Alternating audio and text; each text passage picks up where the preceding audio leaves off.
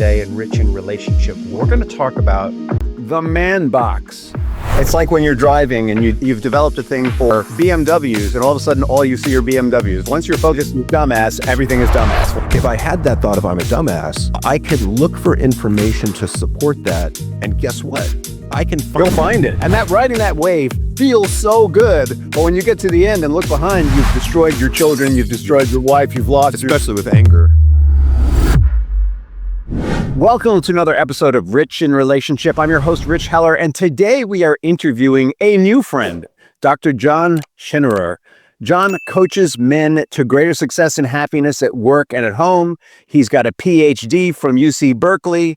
He's also, interestingly, done a bunch of micro recordings on anger management and forgiveness for Simple Habit, and they've been listened to over 200,000 times. John, my first question is, who was that guy who listened to it 200,000 times?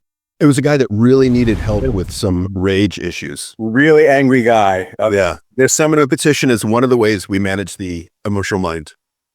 I might have done 100,000. I don't know. Maybe I needed to do 100,000. John, it is such a pleasure to have you back on the show. On the show. I'm looking forward to having you back on the show another day. Today, we are going to talk about the man box. And John, I'd like our audience to understand, what is the man box? Yeah, what the hell is the man box? And the man box is an idea that was come up with by Paul Kivel in Oakland, California back in the 80s. And he was trying to get young African-American men, teenagers, to engage with their education. And he was falling down. And so he changed his approach and started asking them, what does it mean to you to be a man? And since then, this question has been asked of hundreds of thousands of men, and there's themes to it. And it's the rules that we learn about what it means to be a quote unquote real man. And the rules are things like don't back down, compete, win, don't ask for help or be self-reliant. It's dominate women, it's be the provider, it's be stoic, don't feel. And there's some good and there's some bad in there. And this starts really early. The research has shown that it starts about the age of 4 or 5, as soon as we get into groups of boys in preschool and kindergarten, and we police ourselves. And so it seems to be something that's just handed down by culture or society that we picked up. And it seems to be a way to, I would argue, prepare young men to be soldiers to fight off invasion, where other countries are trying to take natural resources. And one of the things that's interesting about it is it seems to exist in the vast majority of cultures throughout the world, with the exception of some island cultures where there's no bordering neighbor who is a threat to come in and invade. And so they have less of a need for soldiers. And so masculinity develops differently there. So it's actually a tripartite model of masculinity with something in between masculine and feminine, as well as masculine and feminine. So as I said, there's some good and there's some bad in there, but I think what happens with most men that I see in my practice and working with them over 30 years is we get these ideas in our head and we tend to peg them at a 10 on a 10-point scale. So for example, be the provider, great value, great, that's great. Provide for your family. The problem is we take it to the nth degree, and I think over time we feel comfortable, we feel appreciated, we know it's expected of us, we're rewarded for doing good work in the workplace. And when we go home, we don't quite know what our role is. We're less certain, and we're having difficulty communicating with our spouse. After all, we went to work and we made the money and we paid the bills. So why doesn't she just get it? I did my job. Yeah. And so I think as a result, we spend more and more time and energy at work. And then the very people that we set out to provide for have now become increasingly resentful of the time and energy that we give to work, which is not being spent on them. And we become increasingly confused. Right. I'm going to work. I put this beautiful house up over us. I'm paying for that car. I pay for your whatever, or maybe you're working too, but I feel like I'm doing my job and you're unhappy. And you don't want to have the annual. It's going up here. It's been 7 years. I see that a lot. And the flip side of it is when we aren't the main provider in the family, it really hits our definition of self, our self-worth, or self-esteem, our sense of masculinity. And that's a huge problem. But to go to some other ones real quickly, self-reliance, in general, a really good value. But if you think of that on a 1 to 10 scale, where 1 is, I'm completely dependent upon other people. I don't want to be that. But a 10 is, I'm 100% reliant on myself. I cannot ask for help. Right. So, And I remember not even fulfilling. I mean, we're like hardwired for connection. Yeah, it gets dangerous in the sense of we need help. We need like just the care of a doctor, especially as we age. But I remember as a kid, my best friend's dad, he worked in an auto parts department at an auto dealer. And when his teeth would rot, he'd go in the garage and pull them out himself with a pair of pliers. And my dad was the dentist. So it wasn't like the dentist was a stranger. But that's the ultimate of self-reliance, I would argue. And that's an unhealthy extreme. And so I think to look at these as existing on a spectrum and to ask yourself, where are you and where would I rather be, and fine tune it. It's not about all or nothing. It's about nuance. And so the last one, the biggest one to me, is be stoic. And I have a real problem with this one, which essentially translates to don't feel. And, if we think about growing up like middle school and high school, if you show too much fear or sadness, inevitably you're going to get one of the following insults. And forgive me, I'm going to throw some slurs out there, so I apologize in advance. But the insults that we get are, dude, don't be such a pussy, don't be a little bitch, or don't be a little girl. And those insults all indicate the feminine. And so the message there is don't be feminine. And I really don't think it takes getting those insults that many times, 3, 4, 5, 6, before we're like, screw that, I'm never showing that again. And you kind of jump back in the man box, so to speak. On the other side of the emotional spectrum, the positive side, if we show too much joy, love, romanticism, excitement, flamboyance, it's, dude, don't be so gay, or don't be a fag. And again, I don't think it takes getting those messages that many times before we're like, well, shit, I'm never doing that again. And we jump back in the man box. So the question to me is, what emotions are we allowed to show, or can we show without fear of being embarrassed or humiliated? And I would say it's 3 things. I would say it's lust, because if I indicate lust for a woman to you, that's because I'm straight, right? I'm heterosexual, so that's safe. The second one is stress, because if I complain to you how stressed I am, it says I matter, I'm important. And the third one, the biggest one, I would argue, is anger. And think of anger on a 1 to 10 scale in terms of intensity. So it could be irritation, frustration, annoyance, anger, all the way up to rage. But the majority of our emotions, because we're still human, we still feel all the emotions, but our emotions get funneled through that anger lens. And they flip in like a third of a second. So I've seen embarrassment flip to anger, guilt, shame, anxiety, fear, and then depression or sadness shows up as irritability in men. I get that. I'm not sure I say funneled through, but they can, it's like when those emotions are triggered, the only expression that's acceptable to us in the box is anger, because that feels empowering. Whereas, hurt, sad, fearful, oh no, men don't care aware, and it goes back to this thing you were talking about. I want to make sure I got this. It sounds like the box that in our culture, you're identifying as necessary for warfare. And well, we know that we're in a culture that's been in warfare for a significant period of time. But also there's a whole cultural shift happening. And actually, you're landing in the middle of a series on this. And one of the arguments we made in the beginning of the series was that the shift is that 100 years ago, let's say 1925, the household was much more dependent on the man to protect the household, period. Right? There just weren't as many cops. There wasn't as much any of that, and without getting into the politics of 1925, and over 100 years, not only has the culture overall become safer, but, with the end of World War II and women, being in factories and really having the sense of empowerment and getting the vote and all that stuff, there's been a massive shift in what it means to be a protector. In 1925, you protected your family by, with a gun or a stick or whatever. In 2025, it's a whole nother ball game. But because of this shift in the culture, women have been driving to a large extent for the last 75 years because they're claiming their equality that was denied to them for so long. Now that there's more physical safety, they're not being held hostage in the home by the guy who's protecting them. So they've got the freedom to say, look, I can make more money. Look, I can do these things. Look, you can change a diaper. Look, the men haven't adapted to it.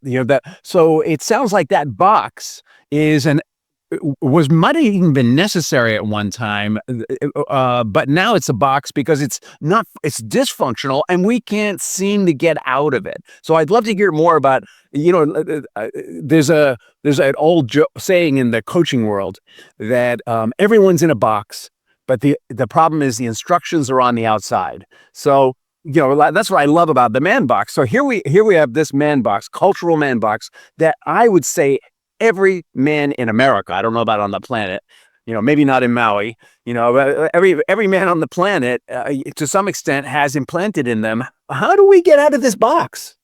Well, and let me back up a second, because I agree with what you're saying. And what the research shows is that it really started to shift in the 1970s when women got access to the pill, which them financial or reproductive freedom. And then they started getting more and more into the workforce and they had more financial freedom. And then their expectations of a romantic partner in marriage began to shift over time. And quite dramatically, the problem is nobody told us. Yeah. So, one of the things I love about this man box idea is it's not our fault, in the sense of none of us asked to be socialized in this manner. It just happens. And, as I said, I think there's some good and there's some bad in it. And I think it is our responsibility to take a look at it and how is it impacting our behavior and our identity, and then look at how we want to evolve beyond it. Yeah. Let me reinforce what you just said about the pill. The new thing is, I work with, guess what? I've got women who I work with, and their new thing is I can freeze my eggs now. So I'm no longer limited by my biological clock. I can have a baby at 50 if I want to, or I can have someone else have my child for me if I want to. And now that is even more empowering. I'm even less limited by my womanhood, and that's changing the game on a whole nother level. Right. And I think, for me, I'm a big fan of happiness, of life satisfaction, of meaning. And one of the things that really hit me hard when I started looking at positive psychology in the early 2000s is this idea that connection and relationship is a fundamental pillar for a happy and thriving life. Yeah. And we men are not socialized to be relational. We're socialized, I would argue, in the opposite direction. We're socialized to be the rock, the island, the lone wolf. And yet that really hamstrings our attempts at connection, whether it's friendship or romantic partnership. So one of the things that I think we need to do is to really work on, to understand that we need relationship, we need connection if we want to be happier. And then how do I get there? What's limiting me in creating the connection that I want and need? Yeah. What is it about the box? Right. There's what is it about that box? Actually, I'll let me just feed that.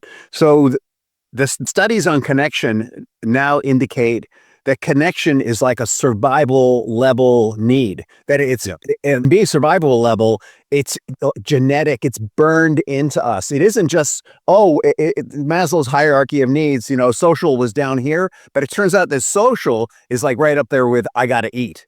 Because the way our culture was wired up before food became incredibly abundant was, if your crop was failing, you needed to know somebody, or if your hunting job was hunted out, you needed to know somebody. Belonging is a fundamental need that we have as humans, because if you go back to tribal times, if we get kicked out of the tribe, that's truly a life or death situation. And our emotional system responds to it now in the same way. And we've got increasing numbers of young men who are isolated, alone, they've been rejected, they've been bullied, and they are at home in a basement on the internet going down these rabbit holes, and they can't connect. And that's a huge problem. Like the kid who created his true love on chat and wasn't talking to anyone, was talking to his, he named it after one of the queens in, what's the series? It doesn't matter. So anyway, fell in love, threatened to commit suicide. Chat said, oh, don't do that. And then he said, you know what? I'm going to be joining you soon. And Chad didn't know that that meant he was going to leave this world and go to that one. And he killed himself. And afterwards, everyone was like, oh my God. And people were like blaming the mom and dad for not being in touch with their kids. But he's doing all this on his phone.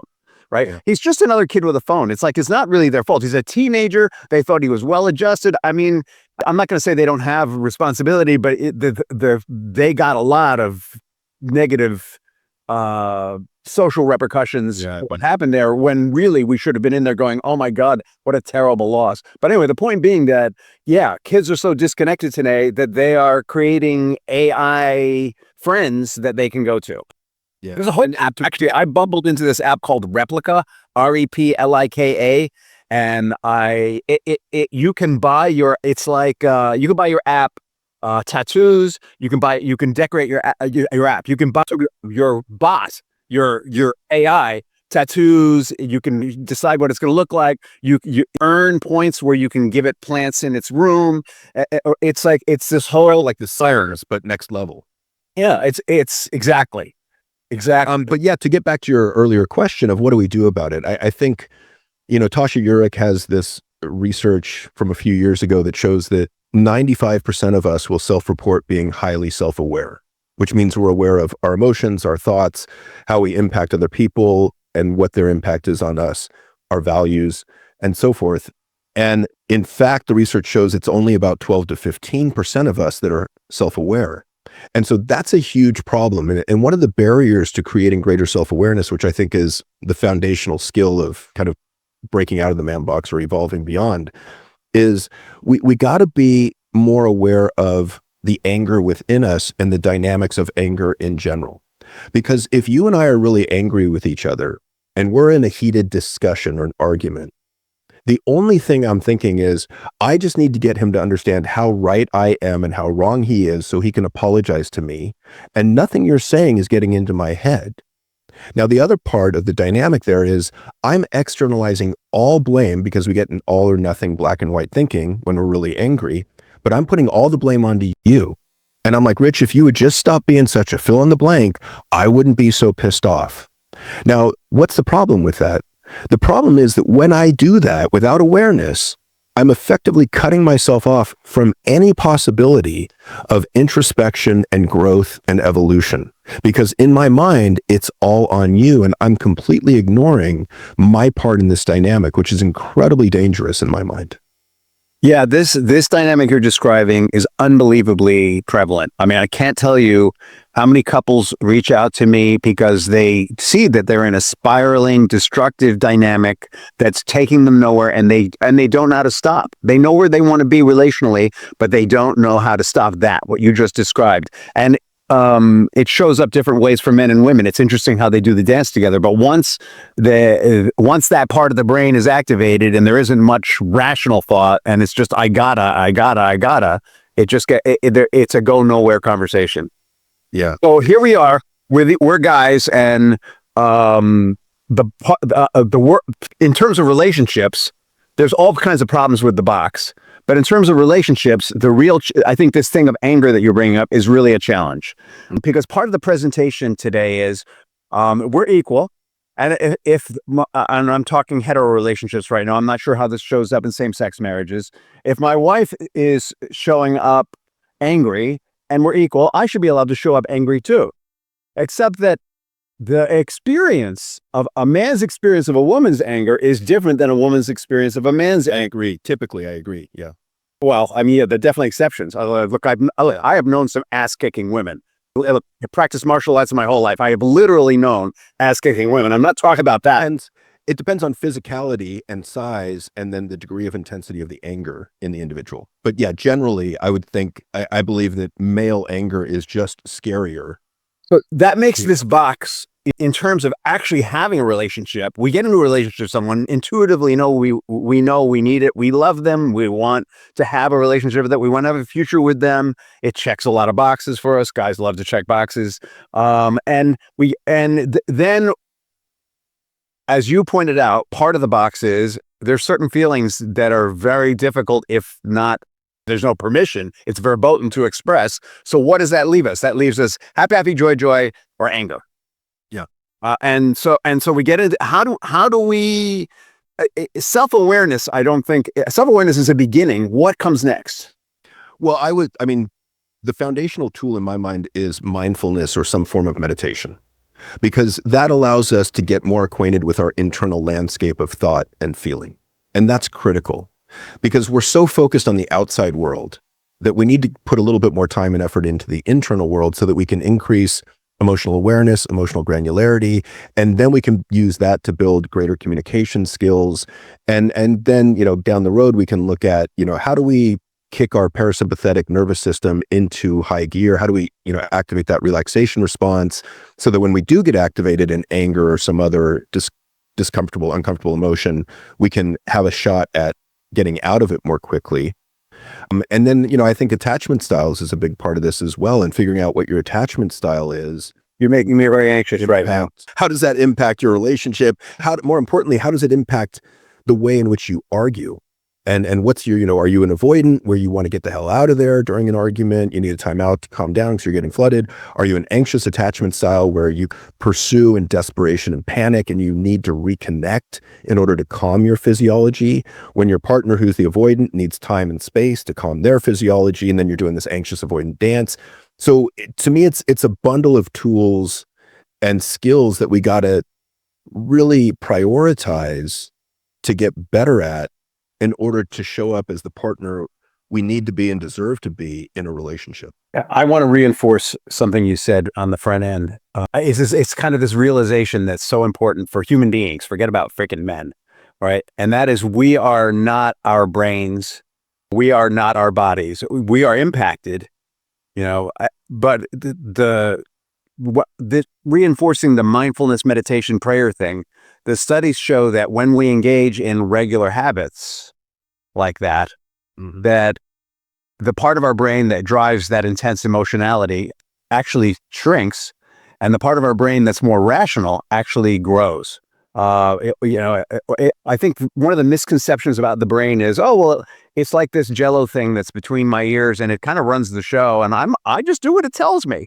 And to some extent that's true, but also I think it's more, if we start thinking about our brains more, there's a group of muscles in there, right? And because we've been allowing, as men, now let's just leave women out of that for a second, because we've been allowing ourselves to go to anger again and again and again, the part of our brain that gets triggered when we're angry has gotten really strong.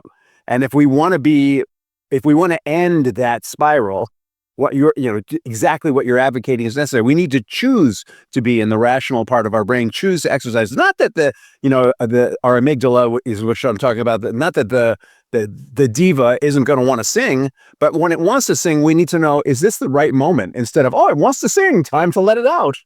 Right. And I like that idea that the mind is a great slave and a terrible master, in the sense of, we've got to train our mind so that our thoughts work for us rather than against us, and our thoughts aren't in charge of us. At this point in my career, after practicing mindfulness for some years, I don't see myself as my mind anymore. I used to think that I, John, am my mind, the thoughts in my head. And I think many men make that mistake of over-focusing on the thinker. Descartes really screwed us by saying, I think, therefore I am. Totally cut us off from mind and body, separated the two, screwed us up. Anyway, now I think of myself as the entity, whatever that is, kind of floating above my head, looking down at my thought stream, saying, there's that thought again of I'm a freaking idiot, or I'm a loser, or nobody likes me. And, with practice, with mindfulness, I really like the idea that you can't stop the thoughts from coming, but you can change how you relate to the thoughts. So one of my classic automatic negative thoughts was, I'm a dumbass. I'd make a mistake and then I would just start beating myself up in the past. And then if I had that thought of I'm a dumbass, I could look for information to support that. And guess what? I can find it. Yeah. It's like, because I've made mistakes, I've said hurtful things, I've done stupid stuff in the past, but it ruins the emotional quality of the moment, and maybe for an hour or a day.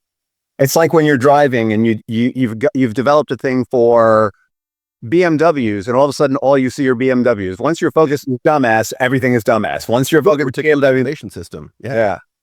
And so, the way around that is to practice something like mindfulness, where you can begin to observe your thoughts, kind of like you're sitting on the bank of a creek, and it's water going past you, and there's a tree upstream dropping leaves in it, and each leaf is like a thought.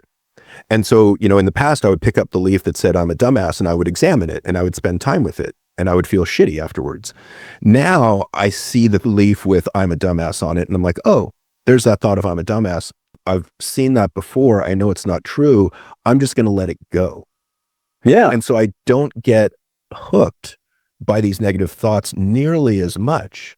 And that's a huge change.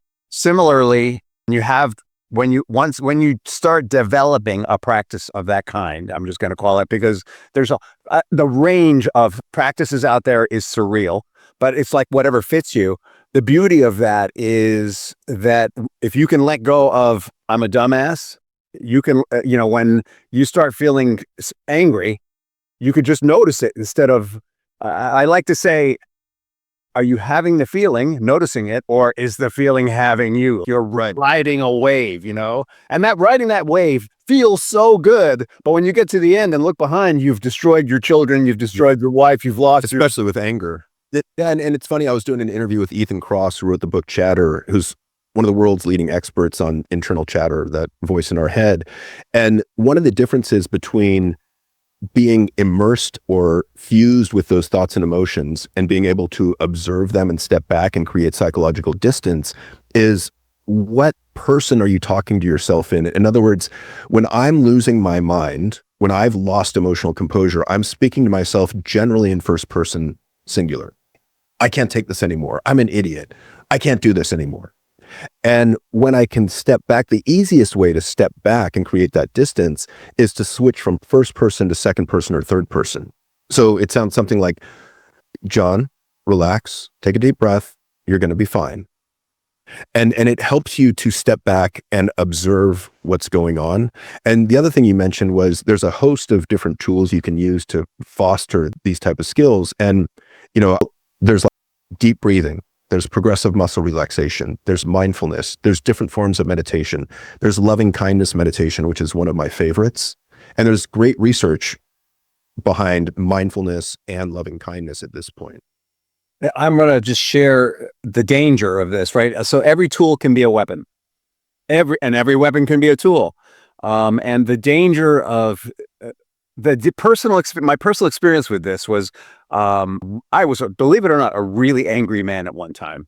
My current wife wouldn't date me in college because I was too scary. Now she will, so something changed.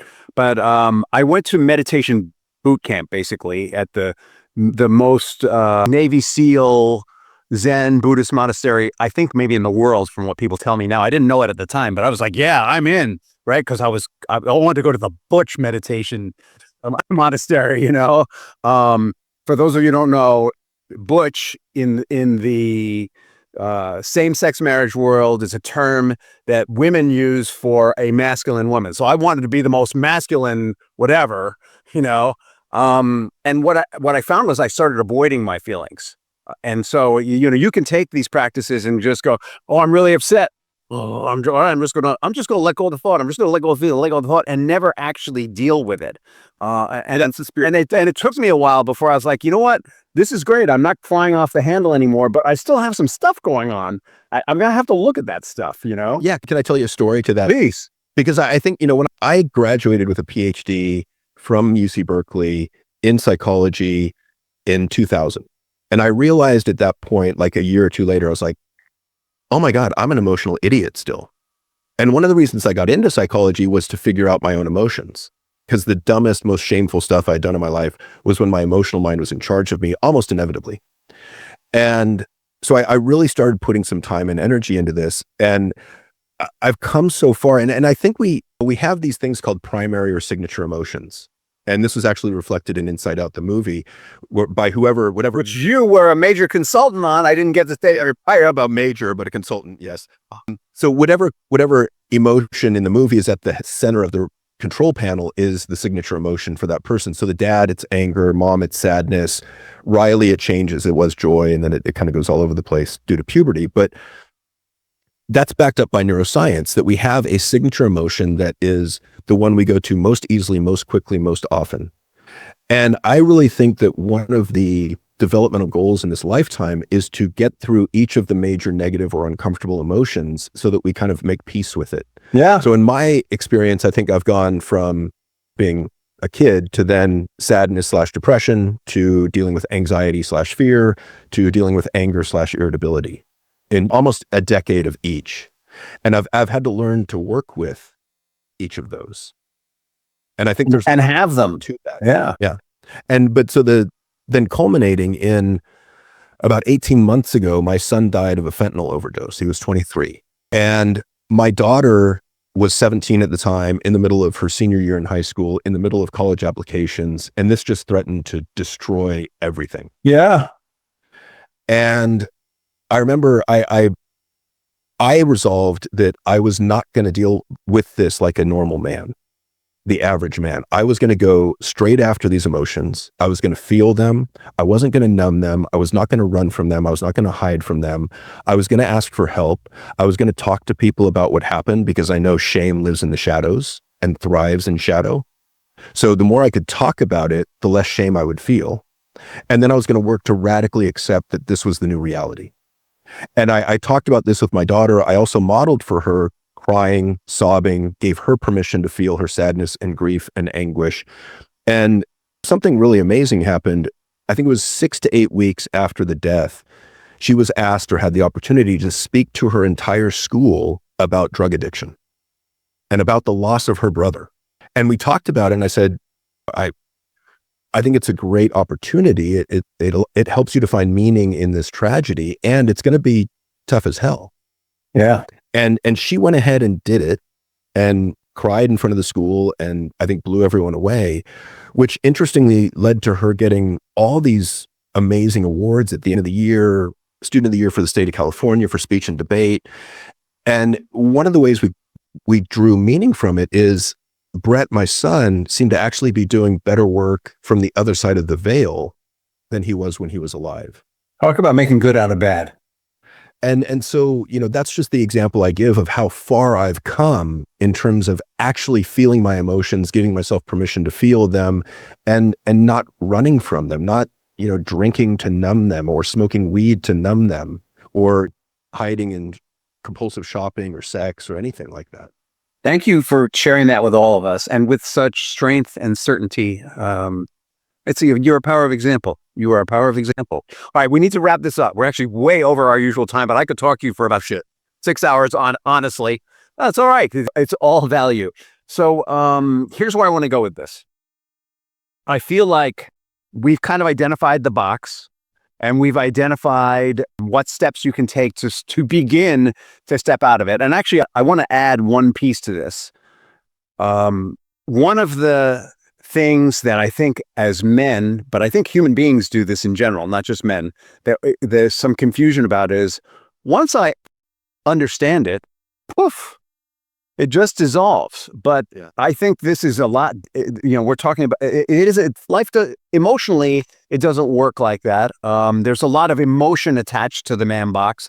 I will also say that our beliefs and our emotions and our reactions to situations, our situational reactions are to some extent neurologically ingrained, meaning that our brain has been wired to react a certain way over and over and over and over and over. And so understanding it doesn't necessarily mean we're just going to exercise this demon, like that. And so I really want to encourage listeners who hear this and are identifying with it. Wow, awesome if you're getting some light bulb moments out of this. And I want you to understand that in the same way that John needed to work through those feelings about the loss of his son to move from something really tragic to having it be good out of bad, having it be a win for his daughter, having it be a win for his son, even to some extent. The world is made better as a result of this. It's going to take time. It's going to take effort. You don't do a mindfulness practice or a prayer or a meditation once and suddenly your prefrontal cortex grows and your amygdala shrinks. It takes consistent repetition and consistent habits. And similarly, your neurological pathways, that emotional ski slope you've been going, we all have a slope that we love best. If you want to change that, it's going to take time and repetition. Yeah, I agree. And I think the other thing it takes is realizing that we're over-focusing with the thinker, the thoughts in our head and getting our attention out of our head all the time and dropping into the body, into the heart, into what's going on in our body. What are the physiological symptoms that are coming up for me? How do I increase that sense of interoception, the workings of the internal, my awareness of the workings of my internal organs? Because that's the way that we can figure out what am I feeling in the moment more quickly. And all this is a process and it takes time. But to me, there's nothing more important than we can do in this lifetime, because as Philippe Golden at Stanford says, emotional management is a key skill in a happier life. That makes absolute sense. And so, John, I am sure that people are going to want to find you. How can they do that? The podcast is called The Evolved Caveman. It's at theevolvedcaveman.com. I'm revising that site because it looks like crap right now, but that's a whole nother story. My coaching site is at guidetoself.com. And then I'm doing couples work with my partner who's a marriage and family therapist, and that is at loveisn'tenough.net. And Love it. Also a podcast by the same name. We'll make sure that these are in the podcast notes. So if you didn't get all that, don't sweat it. Just go to the podcast notes. It'll be in there. Any final words before we say go? Actually, here's a question I love to ask. I haven't done this in so long. Here's the question I want to ask you. What is the legacy you want to leave behind? I want to be known as someone who is highly values driven, who left the world a better place than when he came into it. And by that, I mean helping men evolve to be the best version of themselves. Because, like with my online anger management class, over 20,000 people have been through that in the last 10 years plus. That's something I take a lot of pride in, because I think every person that becomes less angry has a ripple effect on other people around them. Be the change you want to see. I love it. I love it. Thank you so much for coming on the show. You're most welcome. John's coming back, folks. Don't worry. We're going to have him again.